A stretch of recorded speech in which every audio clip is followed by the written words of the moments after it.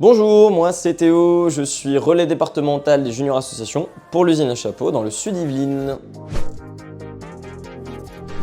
Alors, les juniors associations, ça existe depuis 1998. C'est un dispositif qui permet aux jeunes de monter leur projet en bénéficiant des mêmes droits qu'une association loi 1901. Le cadre juridique, il est juste garanti par le réseau national des juniors associations. La présence d'un adulte référent n'est pas obligatoire, c'est un peu en fonction des projets, parfois ça peut être des parents, mais pourquoi pas aussi des CPE, des assistants d'éducation, parfois les directeurs d'établissement eux-mêmes, ou encore des animateurs jeunesse au sein de structures jeunesse. En tout cas, il y a un relais départemental qui est présent dans chaque département pour pouvoir faire le lien entre le réseau national et les juniors associations sur place.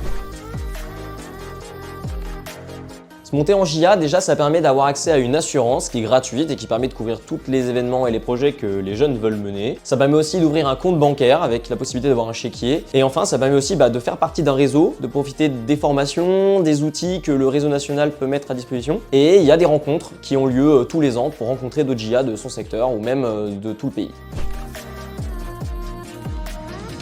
Alors, ça peut être des projets de toutes sortes. On peut faire des projets humanitaires, on peut faire des projets culturels, artistiques, on peut faire des projets solidaires. Il y a des projets de sensibilisation à l'écologie. Les seules choses qu'on n'a pas le droit de faire, c'est des projets partisans et des projets religieux. Il y a notamment un collège à Tourcoing où ils récupèrent la cantine du collège pour créer des paniers repas et redistribuer au Restos du Cœur local. Il y a aussi dans les lycées la possibilité de monter directement les maisons des lycéens et lycéennes en junior association pour monter des projets.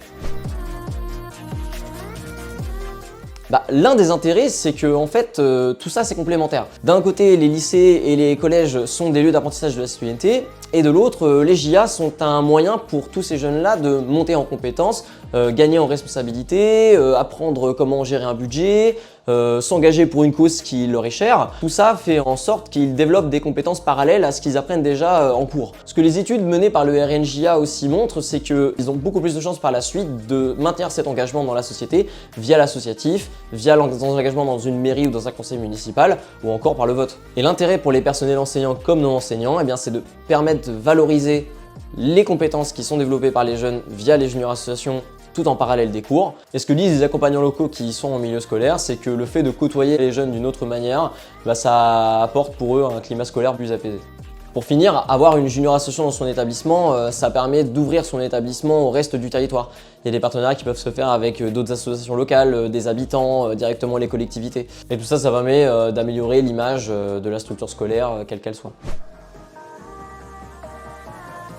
Alors comment on fait? Finalement c'est assez simple. Une fois que les jeunes ont défini leur projet, ils peuvent contacter leur relais départemental. Ensemble, on remplit les papiers d'habilitation, les papiers d'assurance et de compte bancaire si besoin. On transmet alors le dossier au relais national qui valide les habilitations. Et après c'est parti pour un an renouvelable jusqu'à leurs 18 ans.